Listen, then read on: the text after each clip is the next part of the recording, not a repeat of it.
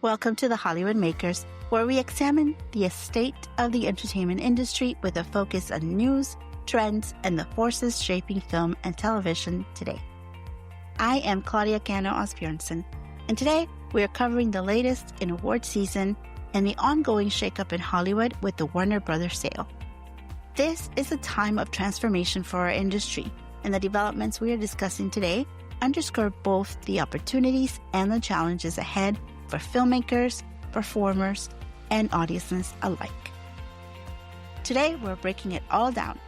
Golden Globe, Spirit Award nominations, the love, the snubs, the surprises, and we're spending real time on the Warner Brothers bidding war between Netflix and Paramount. Because this is not just headlines. It's jobs, it's theaters, it's what kind of industry we're actually working in. Let's start with the Globes. The headline snub that everyone's talking about. Wicked for Good, missing Best Picture, Musical, or Comedy. 5 nominations overall, performances, music, box office, but not the movie itself. And John M. Chu got snubbed again. And there's also House of Dynamite. It's a big Netflix push, Catherine Bigelow directing, nuclear war thriller, and basically nothing. Sydney Sweeney's Christie completely shut out. And Sinners, which got a ton of love with 7 nominations, only received 1 for the cast for Michael B. Jordan.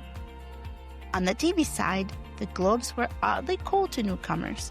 No love for The Paper, I Love LA, Alien Earth, The Chair Company, and Abbott Elementary got series nod, but 0 acting nominations.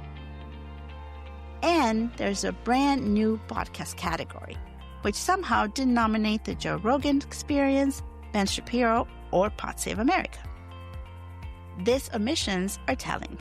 While awards continue to spotlight commercial and popular projects, many high-quality and artistically ambitious works, especially those of streaming platforms, remain underrepresented. Surprises though?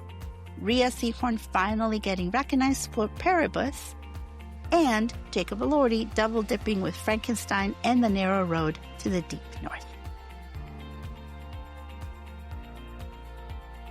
The 2026 Film Independent Spirit Award nominations have also been announced, leading with Ira Sachs' Peter Ujarze, which earned 5 nods, including acting nominations for Rebecca Hall and Ben Whishaw. Other films with 4 nominations include Blue Sun Palace, Lurker, One of Them Days, Sorry Baby, and Train Dreams. These are the films made on real budgets, real constraints, and real creativity. Notably, Francis Lawrence' The Long Walk will receive the Robert Altman Award for Director, Casting Director, and Ensemble. On the television side, Adolescence, Forever, and Mr. Loverman each earned 4 nominations, reflecting the growing diversity and ambition in indie storytelling.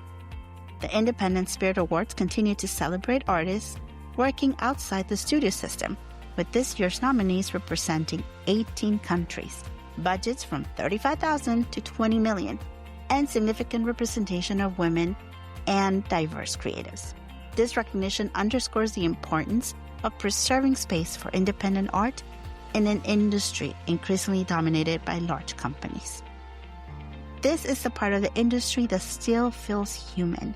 But here's the problem. Indies don't exist in a vacuum. They will need buyers, which brings us to the elephant-sized studio lot in the room. The Warner Brothers sale, a turning point for Hollywood. In parallel to award season, the sale of Warner Brothers has dominated the industry discussions. Netflix and Paramount-Skydance are competing to acquire the historic studio, with potential implications for theatrical releases, streaming, and the broader ecosystem of film production. Warner Brothers, a 102-year-old studio with Casablanca, Batman, Harry Potter, Goodfellas, possibly being sold off, either whole or in pieces. And the two main players, Netflix versus Paramount-Skydance, which honestly feels like choosing between two very different kinds of fear, if that's what we're focusing on. If Netflix wins, they are reportedly buying the crown jewels, which is the studio, HBO, and the massive film and TV library, while the cable networks will get sold separately. That means fewer buyers, fewer green lights, fewer places to take projects. For workers, it also translates, unfortunately, to layoffs. Hollywood already hasn't recovered from the strikes, and the production boom hasn't really picked up yet. People are already barely hanging on. The fear with Netflix is obvious. Streaming first. Fewer theatrical releases, shorter runs, less back-end, less long-term stability for crews. Exhibitors are terrified, and many theaters still refuse to show Netflix films because to them it feels like the final nail. On the flip side, Paramount-Skydance isn't exactly comforting either. Their bid is backed by foreign sovereign wealth funds and money tied to political power, which raises real concerns about editorial pressure and censorship. Talk to anyone below the line and they will tell you the same thing. The villain isn't necessarily Netflix or Paramount, it's consolidation. Every merger means one less buyer, one less shot. Here's the part that doesn't get talked about enough. For most people working in this industry, who owns Warner Brothers almost doesn't matter because the outcome feels the same.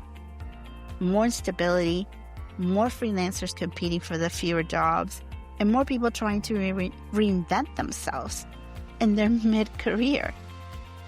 There are actors out there, unfortunately, who are homeless, crew members working odd jobs, and writers questioning whether this career is sustainable anymore. If Netflix buys Warner Brothers, the industry shifts even further toward tech-driven content pipelines. If Paramount wins, we get traditional theatrical models, but under billionaire ownership with global political strings attached.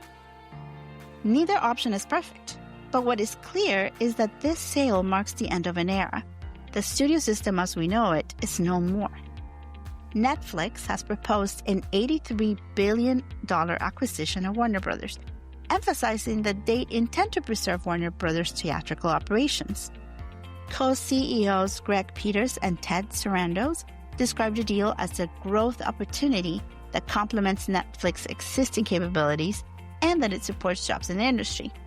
Meanwhile, Paramount-Skydance has launched a $108 billion hostile takeover bid backed by significant external funding, including from Larry Ellison and the Middle Eastern sovereign wealth funds. The stakes are high. Warner Brothers has been central to Hollywood for over a century, producing classics from Casablanca to Batman. For many workers, the studio sale is more than a financial transaction. It is about the survival of jobs, the fate of theaters, and the stewardship of cinematic history. Interviews with actors, producers, and crew members paint a stark picture of anxiety.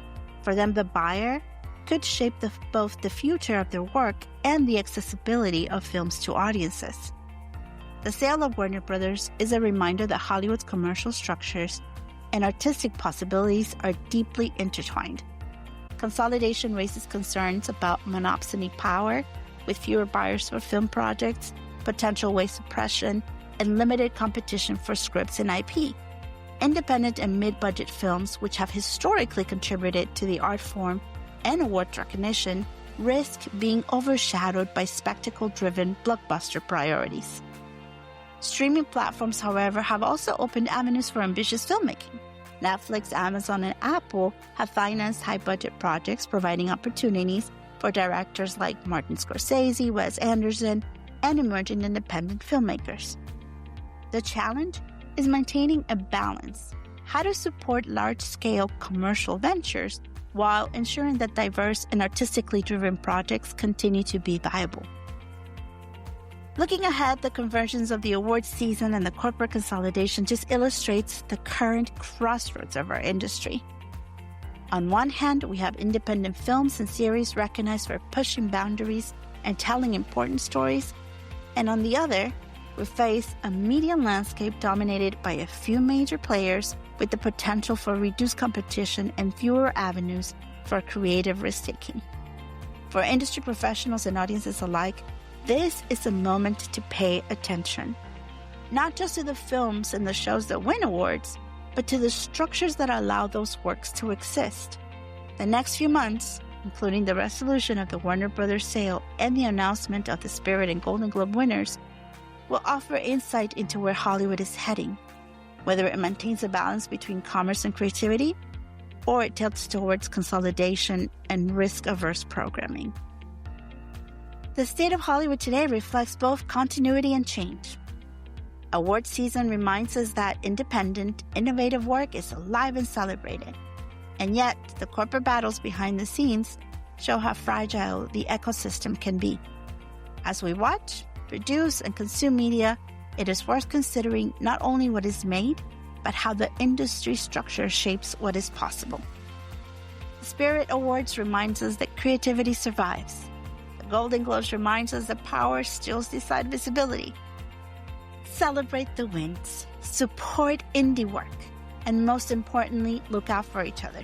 Because no matter who wins the Warner Brothers battle, the people who actually make the magic are the ones that matter most.